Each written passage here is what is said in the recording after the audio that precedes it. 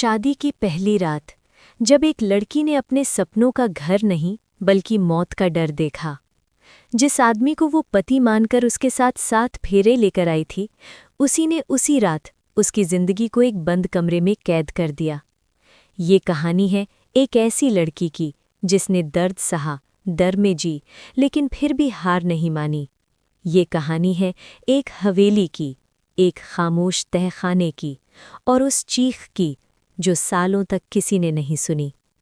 लेकिन सवाल ये है, क्या वो लड़की उस डर से बाहर निकल पाई, या फिर अंधेरा उसे हमेशा के लिए निगल गया? कभी कभी जिंदगी इंसान को ऐसे मोड़ पर लाकर खड़ा कर देती है जहां प्यार और दर्द में फर्क करना मुश्किल हो जाता है, जहां मुस्कान सिर्फ चेहरे तक सीमित रह जाती है और अंदर की रूह हर पल रोती रहती है। मेरी कहानी भी कुछ ऐसी ही है।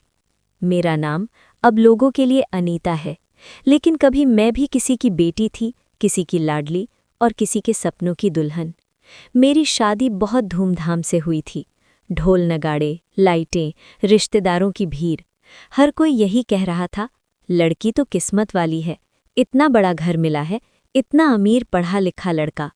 मैं चुपचाप मुस्कुरा रही थी, लेकिन दिल के किसी कोने में एक अजीब सी घबराहट बैठी हुई थी। मेरे पापा रेलवे स्टेशन पर चाय की छोटी सी दुकान चलाते थे और माँ दूसरों के घरों में काम करके हम दोनों का पेट पालती थी। हमारा घर छोटा था पर प्यार से भरा हुआ। जब विक्रम का रिश्ता आया तो मम्मी पापा को जैसे भगवान मिल गए हों। बड़े शहर इंदौर की मशहूर हवेली, लाखों की दौलत, नामी बिजनेस फैमिली। मुझसे किसी ने नहीं पूछा कि मैं क्या चाहती हूँ, बस यही कहा गया, बेटी, इतना अच्छा रिश्ता बार बार नहीं मिलता। और मैंने भी चुप रहना ही ठीक समझा। शादी के दिन मैं लाल जोड़े में सजी हुई थी, भारी गहने, मेहंदी से भरे हाथ और दिल में ढेर सारे सवाल। रात के करीब 12 बज चुके थे। मेरे कमरे में हल्की रोशनी थी। कमरा इतना बड़ा कि मेरा साया भी मुझसे दूर लगता था। मैं पलंग के किनारे बैठी थी, दिल बहुत तेज धड़क रहा था। तभी दरवाजे के खुलने की आवाज़ आई। विक्रम कमरे में आया। मैंने तुरंत सिर झुका लिया। दिल में यही सिखाया गया था, पहली रात दुल्हन को ज्यादा बोलना नहीं चाहिए। वो पास आया और धीमी आवाज में बोला, अनीता, क्या तुम मुझसे प्यार कर पाओगी? मैंने हल्की सी मुस्कान दी और सिर हिला दिया। फिर वो थोड़ा झुका और ऐसा सवाल पूछा जिसका मतलब उस वक्त मुझे बिल्कुल समझ नहीं आया। उसने कहा, क्या तुम मेरे प्यार की सख्ती सह सकोगी? मैं घबरा गई, लेकिन उस पल मुझे लगा शायद ये कोई मजाक है या फिल्मों जैसा कोई डायलॉग है। मैंने फिर हाँ कह दी, और वही हाँ मेरी जिंदगी की सबसे बड़ी गलती बन गई। अगले ही पल विक्रम का चेहरा बदल गया। उसकी पकड़ अचानक कस गई। पहले तो लगा वो मुझे गले लगा रहा है, लेकिन फिर दर्द ने मेरे पूरे शरीर को जकड़ लिया। उसके दांत मेरी गर्दन, मेरे कंधों, मेरे बाजुओं में गड़ने लगे। मैं तड़प उठी। मेरे मुंह से चीख निकलने ही वाली थी कि उसने मेरा मुंह दबा दिया और कान में फुसफुसाया, शोर मत करना, लोग समझेंगे हम प्यार कर रहे हैं। मेरी आंखों से आंसू बहने लगे। मुझे समझ ही नहीं आ रहा था ये क्या हो रहा है। प्यार ऐसा नहीं होता। ये तो दर्द था, खौफ था, एक दरिंदगी थी। पूरी रात मैं भगवान से यही कहती रही, बस सुबह हो जाए। जब सुबह हुई तो मैं जिंदा थी, लेकिन अंदर से पूरी टूट चुकी थी। मेरे शरीर में हर जगह जलन थी, चलना मुश्किल हो रहा था। फिर भी मुझे नीचे रसोई में जाना था, क्योंकि इस घर की बहू रो नहीं सकती, कमज़ोर नहीं दिख सकती। हवेली की रसोई मेरे पूरे मोहल्ले जितनी बड़ी थी। हर चीज़ मशीनों से चलती थी। मैं गैस चलाने की कोशिश करती रही, लेकिन कुछ समझ नहीं आया। थक कर एक कोने में बैठ गई। मन ही मन बोली, हे भगवान, कोई मदद भेज दो। तभी पीछे से कदमों की आवाज़ आई। मैंने सिर उठाया। विक्रम दरवाजे पर खड़ा था, लेकिन उसके शरीर पर कोई कपड़ा नहीं था। उसके चेहरे पर मुस्कान थी, लेकिन वो मुस्कान दिल को डराने वाली थी। वो मेरी तरफ बढ़ा और बोला, तुम ऊपर क्यों नहीं हो? मैंने कहा था बाहर मत आना। मैं डर से कांपने लगी। धीरे से बोली, मुझे भूख लगी थी, चूल्हा नहीं जल रहा था। उसकी नज़र मेरे शरीर पर पड़े निशानों पर गई और फिर उसने कहा, लगता है मेरी पत्नी झूठ बोल रही है। मेरे अंदर कुछ टूट गया। मैं सोच रही थी, क्या यही वो जिंदगी है जिसे सब लोग किस्मत कहते हैं? विक्रम ने चूल्हा जलाया, खुद चाय बनाई और बोले, आज मैं तुम्हारे लिए नाश्ता बनाऊंगा। रात की मेहनत के बाद थोड़ा इनाम तो बनता है। उसका हर शब्द मेरे लिए जहर जैसा था। मैं चुप रही। खाना खत्म होते ही वो मेरी कलाई पकड़कर मुझे ऊपर कमरे में ले गया। कुछ देर बाद वो बाथरूम से बाहर आया, सिर्फ तौलिया लपेटे। हंसते हुए बोला, अब कैसी शर्म, कल रात सब खत्म हो गई थी। और फिर वही दर्द, वही दरिंदगी। जब वो ऑफिस के लिए निकला, मैं बिस्तर पर पड़ी रही। आईने में खुद को देखा तो खुद से डर लगने लगा। निशान, खून और सूनी आंखें। तभी फोन बजा। मैंने कांपते हाथों से उठाया। उधर से विक्रम की आवाज़ आई, रो क्यों रही हो? मैंने कहा था आंसू नहीं देखने हैं। मेरे हाथ से फ़ोन गिर गया। अब मुझे समझ आ गया था, ये घर एक पिंजरा है और मैं इसमें कैद हूँ। और ये तो बस शुरुआत थी। उस दिन के बाद हवेली मेरे लिए घर नहीं रही, वो एक ऐसी जगह बन गई जहाँ हर दीवार मुझे देख रही थी, हर कोना मेरे डर को जानता था। विक्रम के ऑफिस जाते ही कमरे में अजीब सी खामोशी फैल जाती, इतनी गहरी कि मेरी सांसों की आवाज़ भी मुझे डराने लगती। मैं बिस्तर पर बैठी रहती, हिलने की हिम्मत नहीं होती। शरीर में दर्द था, लेकिन उससे ज्यादा दिल में खौफ। मैंने दुपट्टा ओढ़ा और धीरे धीरे आईने के सामने गई। जो देखा उसे देखकर मेरे पैरों तले जमीन खिसक गई। गर्दन, बाजू, पीठ, हर जगह गहरे निशान। कुछ जगहों से अब भी हल्का खून रिस रहा था। मैं अपनी ही शक्ल पहचान नहीं पा रही थी। आंखों से आंसू बह निकले। मैं फर्श पर बैठ गई और रोने लगी। तभी अचानक टेबल पर रखा फ़ोन तेज आवाज़ में बज उठा। मेरे हाथ कांप गए। डरते डरते मैंने रिसीवर उठाया। क्या कर रही हो? विक्रम की भारी आवाज़ आई। मेरा शरीर सन्न हो गया। मैं कुछ नहीं बोली। वो फिर बोला, इतनी जल्दी भूल गई? सुबह ही कहा था मुझे तुम्हारी आंखों में एक भी आंसू नहीं दिखना चाहिए। मेरी सांस रुकने लगी। अगर दोबारा रोती दिखी तो अंजाम अच्छा नहीं होगा। फ़ोन कट गया। मेरे हाथ से रिसीवर फिसलकर नीचे गिर गया। मैं चारों तरफ देखने लगी। क्या इस कमरे में कोई कैमरा लगा है? क्या वो मुझे देख रहा है? उस पल हवेली सच में मुझे जिंदा निगलने लगी। दोपहर हो चुकी थी। भूख लग रही थी, लेकिन बाहर जाने की हिम्मत नहीं थी। आखिरकार कमरे के कोने में रखे इंटरकॉम की तरफ बढ़ी। कांपते हाथों से बटन दबाया। हेलो। मेरी आवाज़ खुद मुझे अजनबी लगी। उधर से एक औरत की आवाज़ आई। जी मैडम, क्या ऑर्डर करें? मैं हकलाने लगी। मुझे बहुत भूख लगी है। कुछ पल खामोशी रही। फिर आवाज़ आई, क्या भेजना है? मेरे दिमाग ने काम करना बंद कर दिया था। मैं बस बोली, जो बना हो वही भेज दीजिए। करीब 10 मिनट बाद दरवाजे पर दस्तक हुई। मैं डर गई। दरवाज़ा खोला तो सामने एक नौकरानी खड़ी थी। उम्र करीब 30 साल, चेहरे पर सादगी। उसने ट्रे रखते हुए कहा, मैडम, अगली बार मेन्यू बता दिया कीजिए। मैं कुछ नहीं बोली। खाना देखकर भूख ने डर पर थोड़ी देर के लिए जीत हासिल कर ली। मैंने 2 निवाले खाए ही थे कि सिर भारी होने लगा। आंखें बोझिल हो गईं। मैं बिस्तर पर लेट गई और कब नींद आ गई पता ही नहीं चला। लेकिन जब होश आया तो मैं अपने कमरे में नहीं थी। चारों तरफ अंधेरा था, इतना गहरा कि हाथ भी दिखाई नहीं दे रहा था। ठंडी मिट्टी की अजीब सी गंध आ रही थी। मैं चीख उठी, विक्रम, कोई है क्या? ऊपर से तेज रोशनी पड़ी। मैंने आंखें ढक लीं। धीरे धीरे जब देखा तो समझ आया मैं तहखाने में थी और सामने विक्रम खड़ा था। मैं उसकी तरफ भागी और रोते हुए बोली, मुझे यहाँ से निकालो, मुझे बहुत डर लग रहा है। लेकिन उसने मुझे गले नहीं लगाया। अचानक मेरे बाल पकड़कर जोर से खींचा। किसकी इजाज़त से तुमने खाना मंगवाया? उसकी आवाज़ पत्थर जैसी सख्त थी। मैं कुछ नहीं बोल पाई। उसने थप्पड़ मारा। मैं ज़मीन पर गिर पड़ी। इस घर में तुम क्या खाओगी, क्या पहनोगी, कब बोलोगी, सब मैं तय करूंगा। उसकी आंखों में पागलपन था। फिर उसने मेरा हाथ पकड़ा और घसीटते हुए ऊपर ले गया। उस रात फिर वही हुआ, वही दर्द, वही खून, वही बेहोशी। सुबह मैं उठ नहीं पा रही थी, लेकिन विक्रम फिर भी बोला, मेरे कपड़े निकालो। मैं जैसे एक कठपुतली बन चुकी थी। जब मैंने हिम्मत कर दर्द की बात की तो पहली बार उसने कहा, डॉक्टर को दिखाते हैं। मुझे यकीन नहीं हुआ। गाड़ी सागर हॉस्पिटल के बाहर रुकी।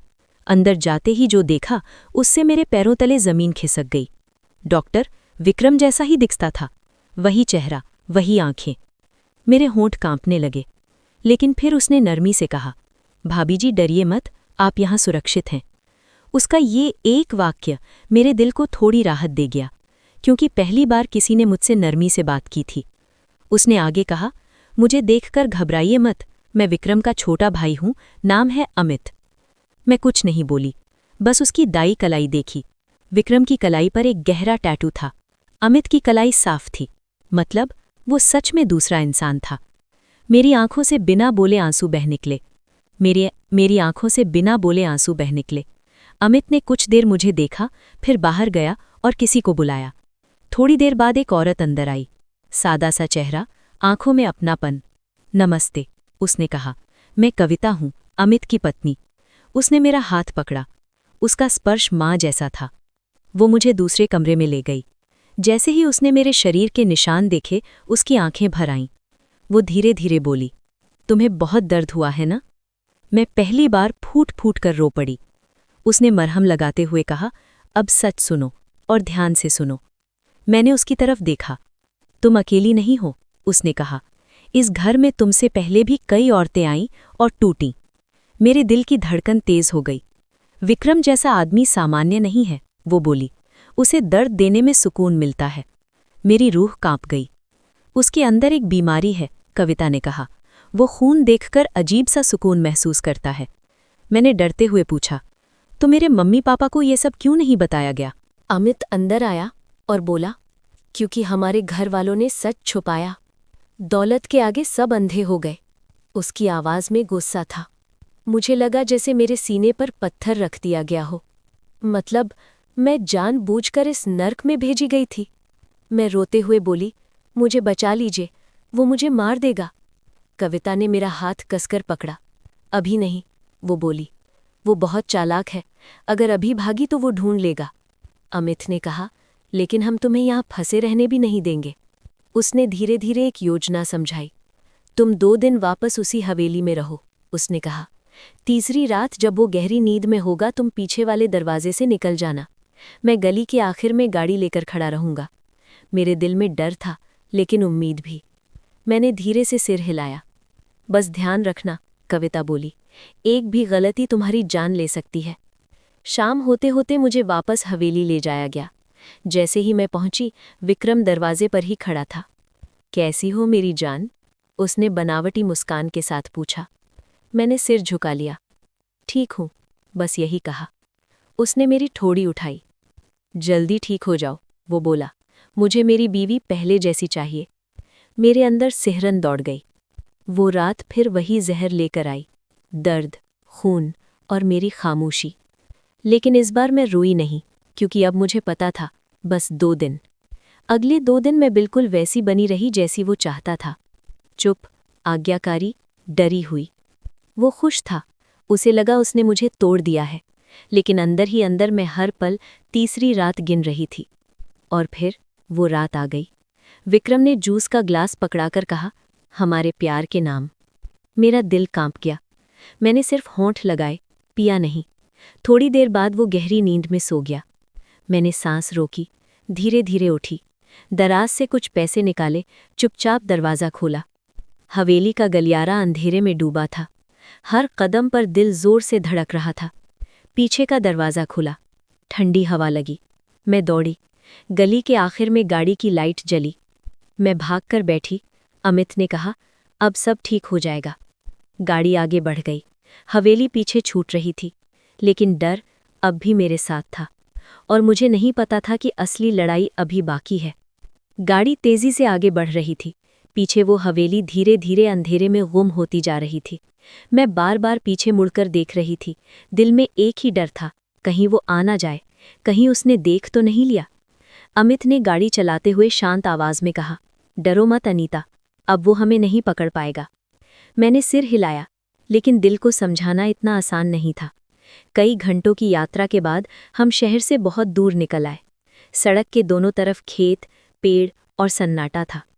रात के करीब 2:30 बजे हम एक छोटे से कस्बे में पहुंचे, ऊना, हिमाचल की तरफ। यहाँ हवा ठंडी थी और माहौल बिल्कुल अलग। एक छोटा सा मकान, सफ़ेद दीवारें, टूटी सी चारपाई, लेकिन सुकून। अमित ने कहा, कुछ दिन यहीं रहोगी, कोई तुम्हें यहाँ नहीं जानता। मैं कमरे में गई। खिड़की से बाहर पहाड़ दिख रहे थे। मैंने हाथ जोड़कर आसमान की तरफ देखा। आंखों से आंसू बह निकले। भगवान, अब बस यहीं रोक दो।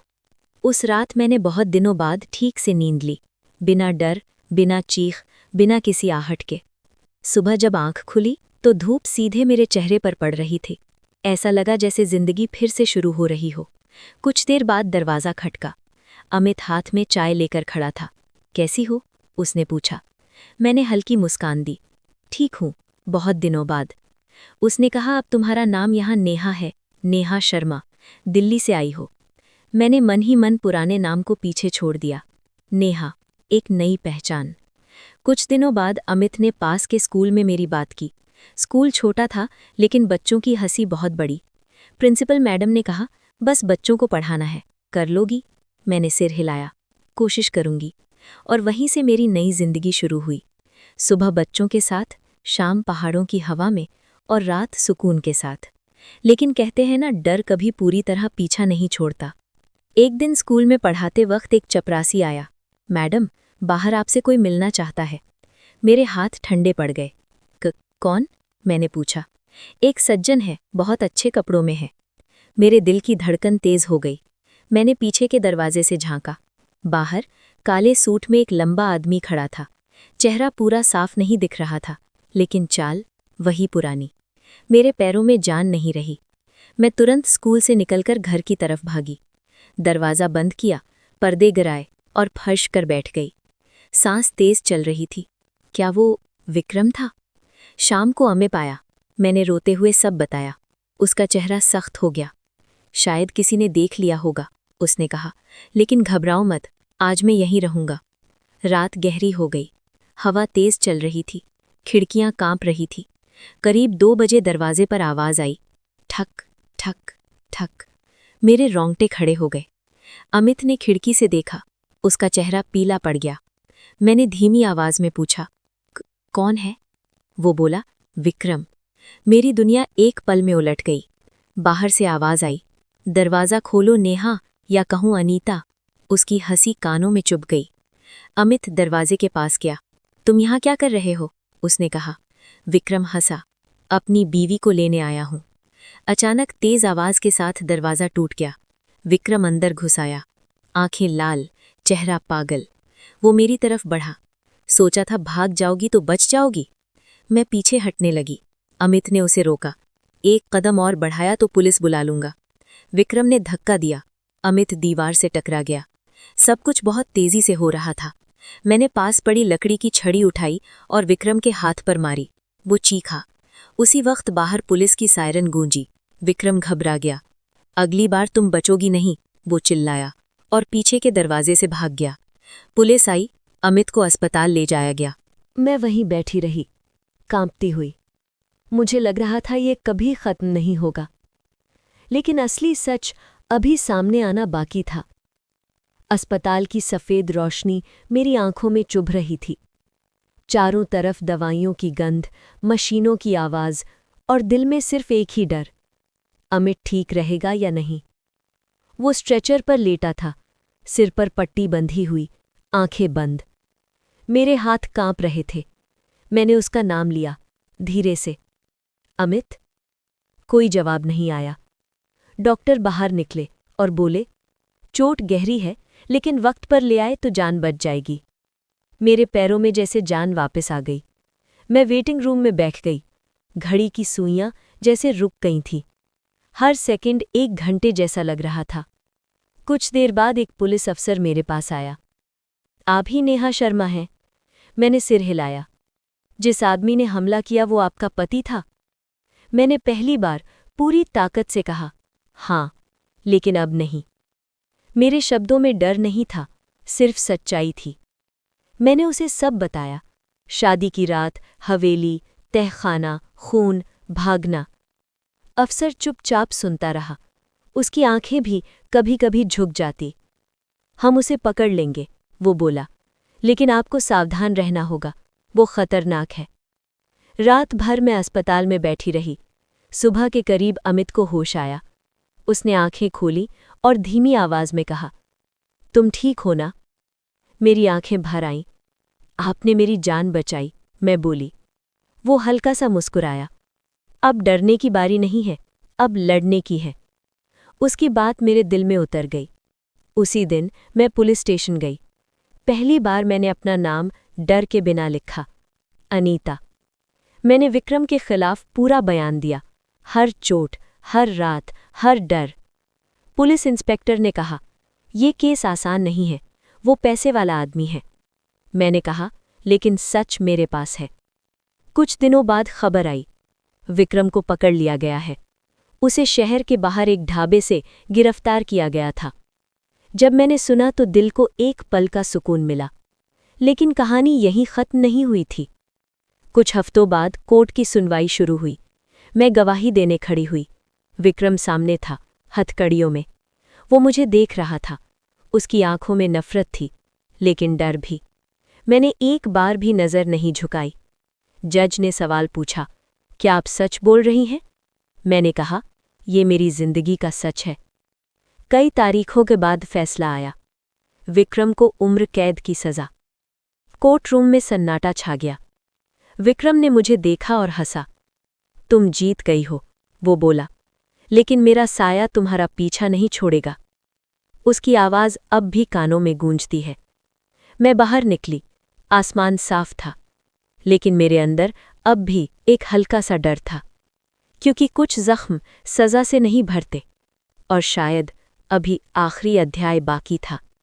कोर्ट का फैसला आए कई हफ्ते बीत चुके थे, लेकिन मेरे दिल के अंदर वो डर अब भी कहीं बैठा था। ऐसा डर जो दिखता नहीं, बस हर वक्त महसूस होता है।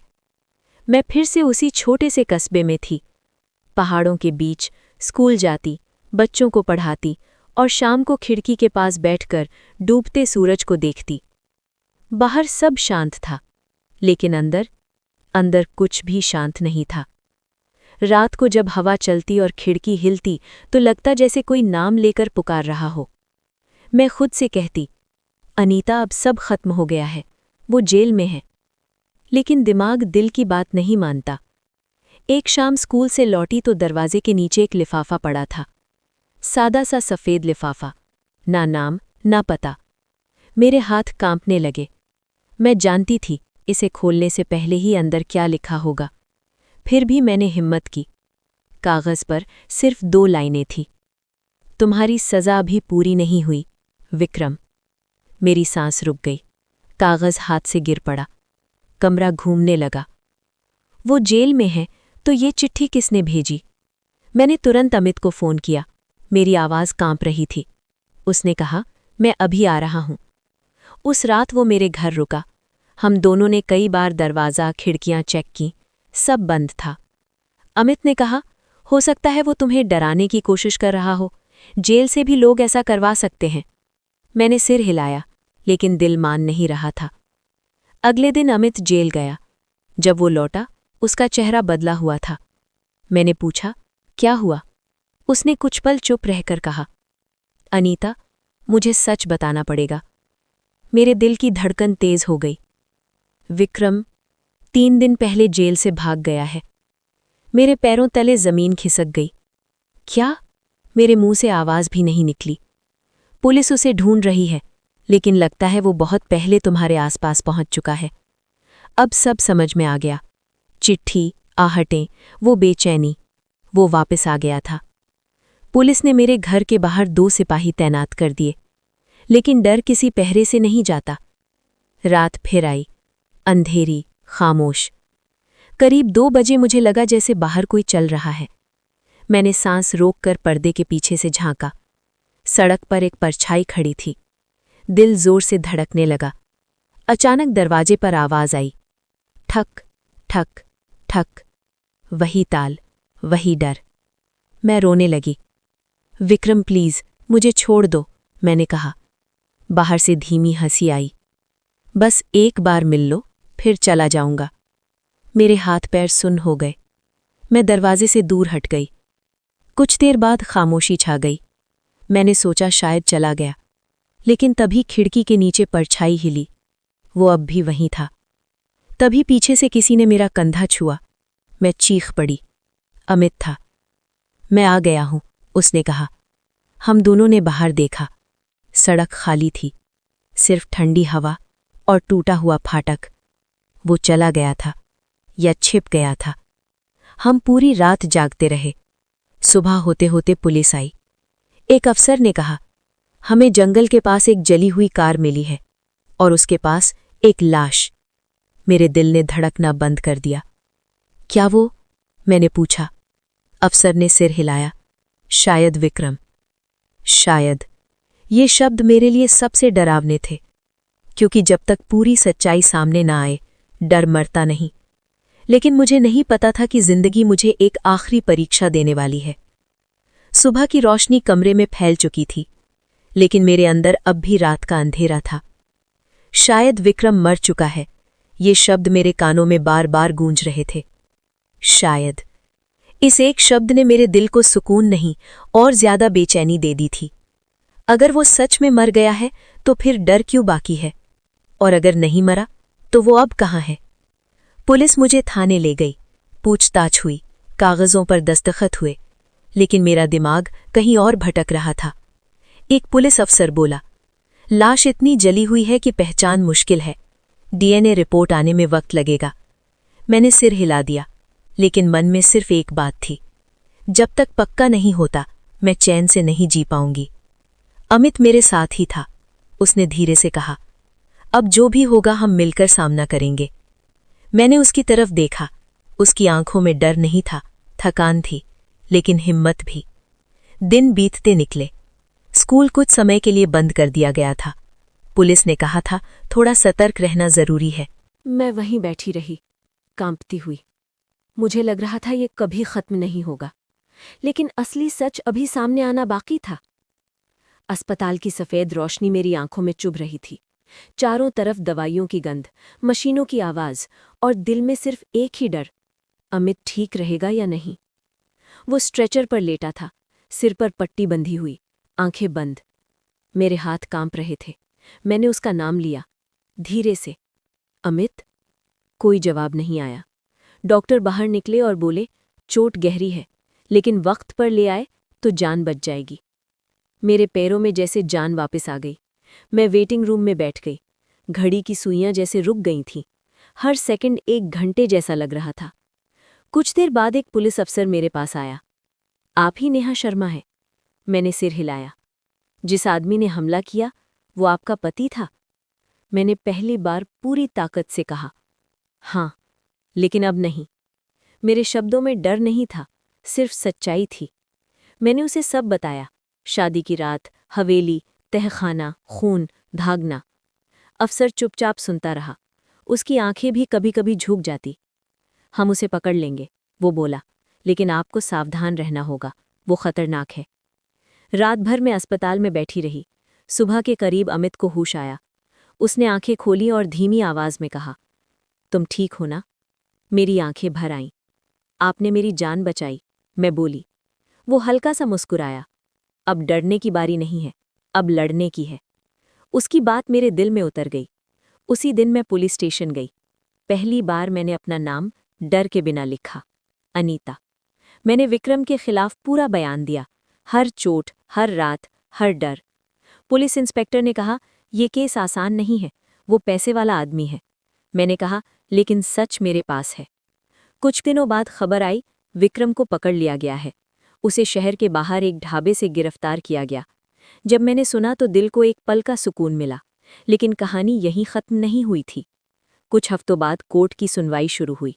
मैं गवाही देने खड़ी हुई। विक्रम सामने था, हथकड़ियों में। वो मुझे देख रहा था।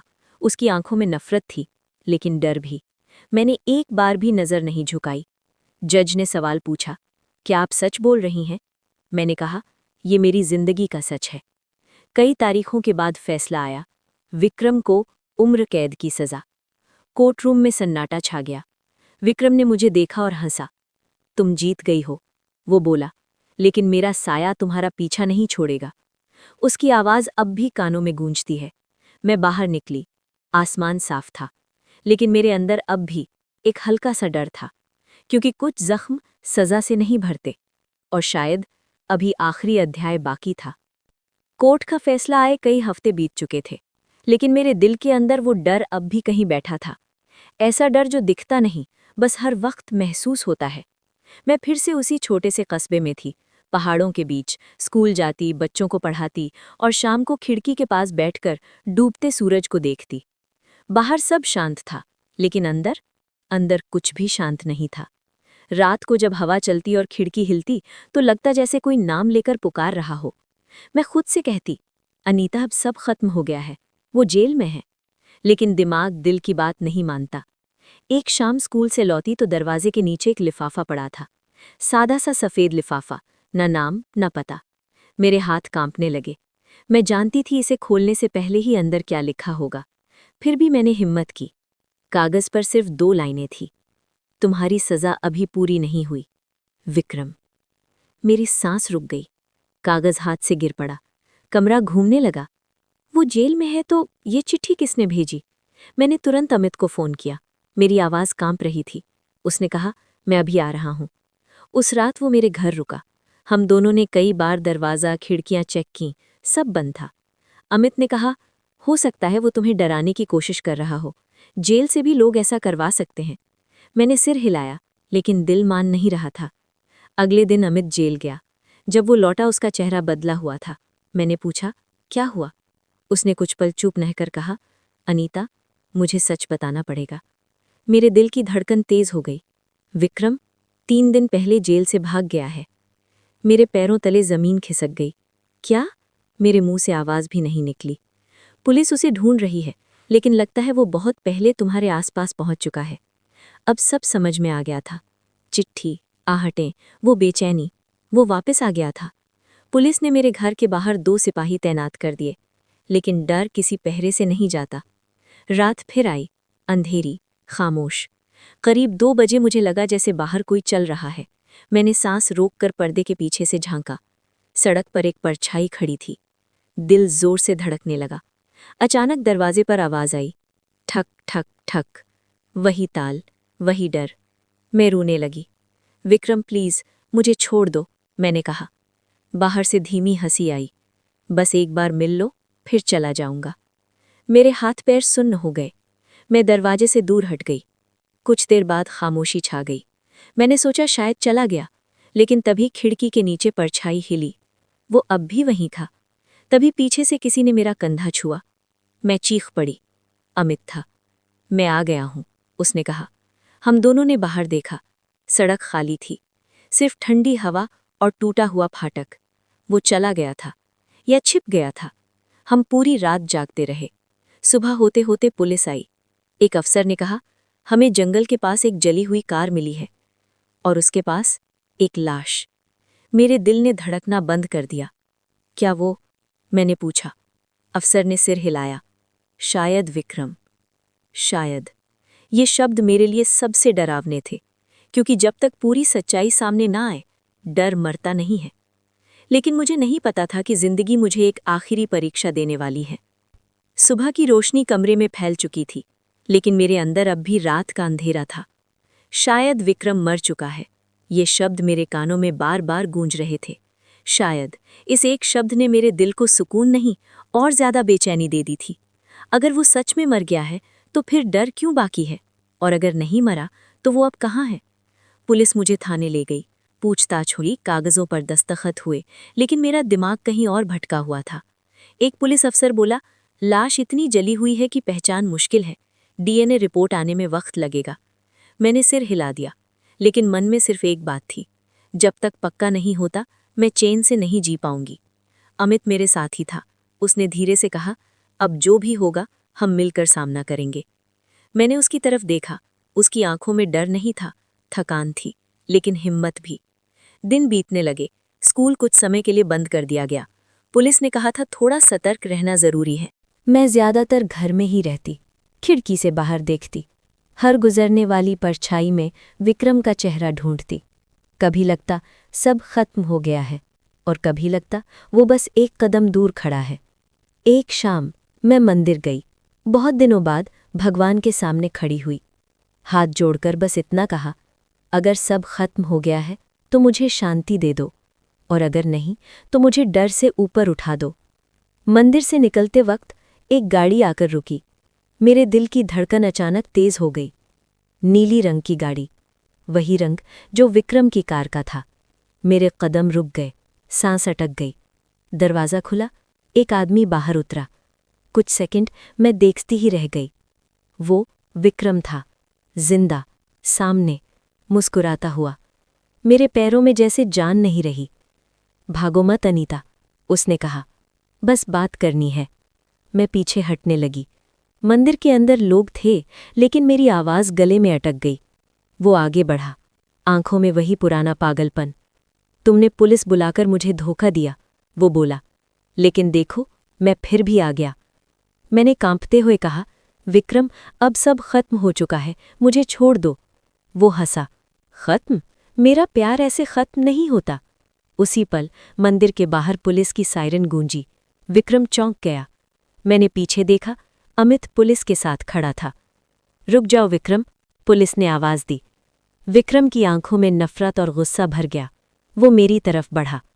मैंने पास रखा दिया उठाया और पूरी ताकत से उसकी तरफ फेंक दिया। तेल गिरा, कपड़ों ने आग पकड़ ली। विक्रम चीखने लगा। पुलिस ने तुरंत उसे पकड़ लिया। हथकड़ियां लगी। वो मुझे देखते हुए चिल्लाया, तुम समझती हो तुम जीत गई हो?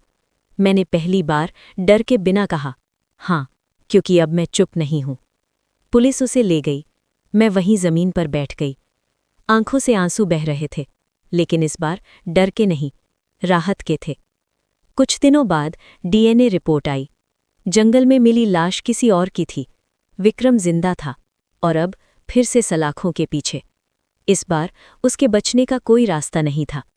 लेकिन कहानी अब भी पूरी तरह खत्म नहीं हुई थी, क्योंकि कुछ जख्म कानून से नहीं, वक्त से भरते हैं। और मुझे अभी खुद को फिर से बनाना था। जब विक्रम को दूसरी बार हथकड़ियों में ले जाते देखा, तो पहली बार महसूस हुआ कि डर सिर्फ उसके होने से नहीं था, डर उस खामोशी से था जिसमें मैं बरसों तक जीती रही। अब वो खामोशी टूट चुकी थी। कुछ दिन बाद मैं शहर बदलकर पूरी तरह नई जगह आ गई। इस बार किसी से छुपकर नहीं, बल्कि खुलकर। ये शहर था देहरादून। यहाँ हवा में सुकून था, लोगों की चाल में जल्दबाजी नहीं, और रास्तों पर कोई बीता हुआ साया नहीं। मैंने एक छोटा सा घर लिया, 2 कमरे, एक खिड़की, जिससे पहाड़ दिखते थे। घर ज्यादा बड़ा नहीं था, लेकिन मेरा था, पूरी तरह मेरा। स्कूल में नई नौकरी मिली। बच्चे मुझे मैम कहते थे, लेकिन उस आवाज़ में डर नहीं, सम्मान था। हर सुबह जब मैं शीशे में खुद को देखती तो वही चेहरा होता, लेकिन नज़र अलग थी। अब वो झुकी हुई नहीं थी। कभी कभी रात को डर अब भी आ जाता था, लेकिन अब मैं भागती नहीं थी। मैं बैठ जाती, सांस लेती और खुद से कहती, अब मैं अकेली नहीं हूँ। अमित अक्सर मिलने आता था। हम ज्यादा बातें नहीं करते थे, बस साथ बैठते, चाय पीते और खामोशी को भारी नहीं होने देते। एक दिन उसने कहा, अनीता, तुम चाहो तो सब कुछ छोड़कर कहीं और भी जा सकती हो। मैंने मुस्कुराकर जवाब दिया, मैं भागकर नहीं जाऊंगी, मैं रहकर जीऊंगी। कुछ महीनों बाद मुझे कोर्ट से एक चिट्ठी मिली। विक्रम को इस बार किसी तरह की रियायत नहीं मिली थी, पूरी उम्र जेल। चिट्ठी हाथ में पकड़कर मैं देर तक बैठी रही। ना खुशी, ना गुस्सा, बस एक भारी सा बोझ दिल से उतर गया। उस रात मैंने खिड़की खोलकर ठंडी हवा को अंदर आने दिया।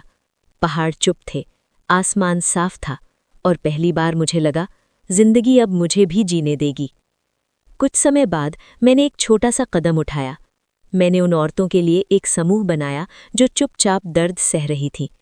हर रविवार हम मिलते, बात करते, रोते, हंसते। मैं उन्हें अपनी कहानी नहीं सुनाती थी, मैं उन्हें सुनती थी, क्योंकि हर कहानी सुनने से ही शुरू होती है। एक दिन एक लड़की ने मेरा हाथ पकड़कर कहा, दीदी, आपकी वजह से मैंने बोलना सीखा।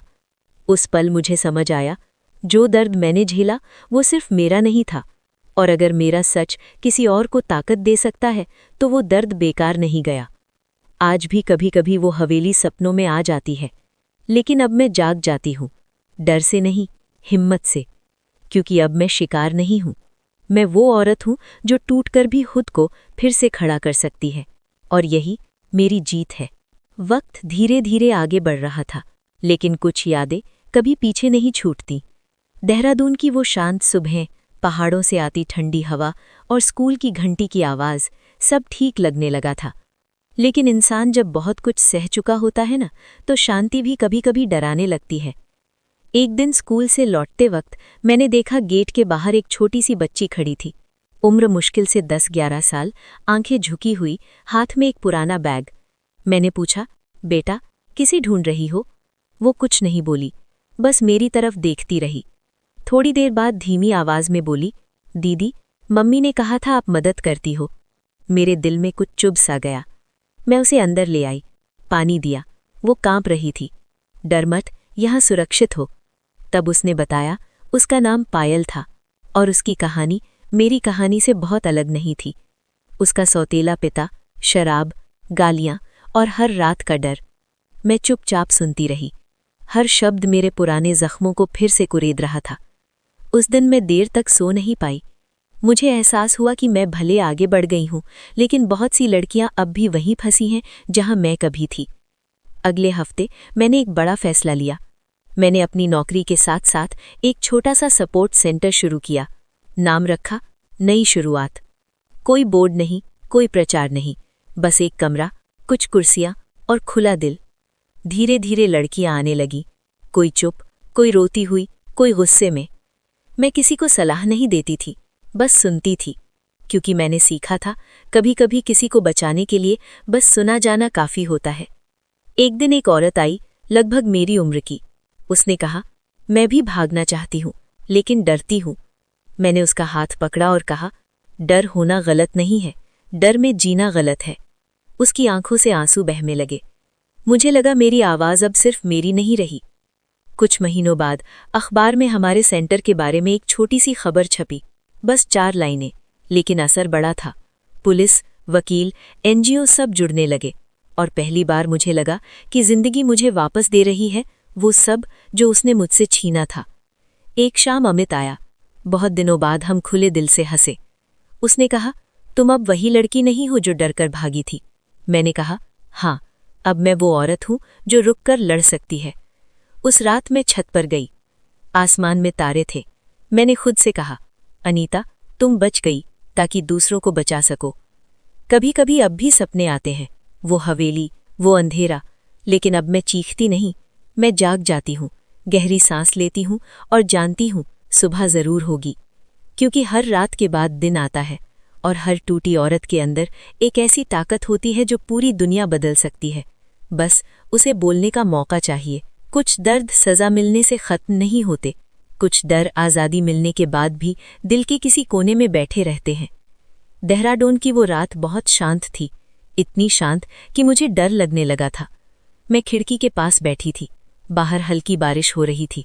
पानी की बूंदें शीशे पर गिरकर ऐसे फिसल रही थी जैसे मेरी आंखों से आंसू फिसलते थे।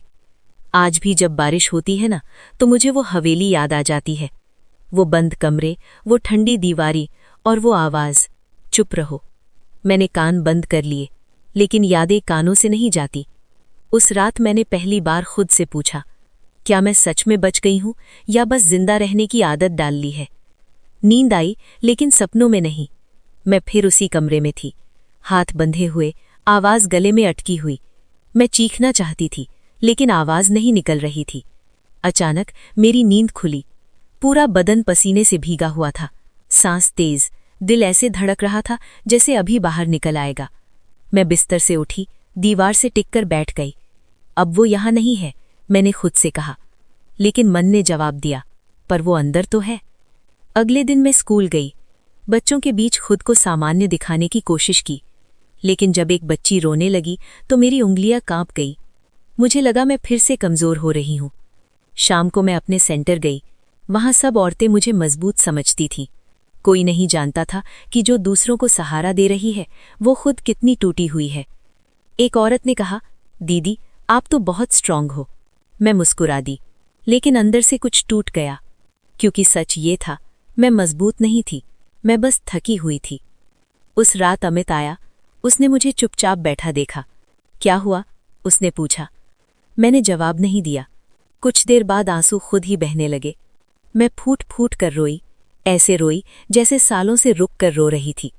मैं ठीक नहीं हूं, मैंने कहा, मैं बस दिखावा कर रही हूं। अमित ने कुछ नहीं कहा, बस पास बैठा रहा। कभी कभी सबसे बड़ी मदद सलाह नहीं होती, साथ होना होता है। कई दिन मैं सेंटर नहीं गई, स्कूल से भी छुट्टी ले ली। मैं कमरे में अकेली बैठी रहती, खाना ठंडा हो जाता, चाय बिना पिए रह जाती। मुझे लगने लगा शायद मैं कभी पूरी तरह ठीक नहीं हो पाऊंगी। एक शाम मैं आईने के सामने खड़ी हुई, अपने चेहरे को देखा, वही आंखें, लेकिन उनमें एक स्थायी उदासी थी। मैंने खुद से पूछा, क्या यही मेरी जिंदगी रह जाएगी? और पहली बार जवाब भी मिला, नहीं, लेकिन समय लगेगा। उस दिन मैंने खुद को माफ़ किया, कमज़ोर होने के लिए, रोने के लिए, टूटने के लिए, क्योंकि हर जख्म एक दिन में नहीं भरता। धीरे धीरे मैंने फिर से एक कदम आगे बढ़ाया। हर दिन नहीं, हर पल नहीं, लेकिन जब हिम्मत होती, बस उतना। आज भी कुछ रातें भारी होती हैं, आज भी कुछ आवाज़ें अंदर गूंजती हैं, लेकिन अब मैं उनसे लड़ती नहीं।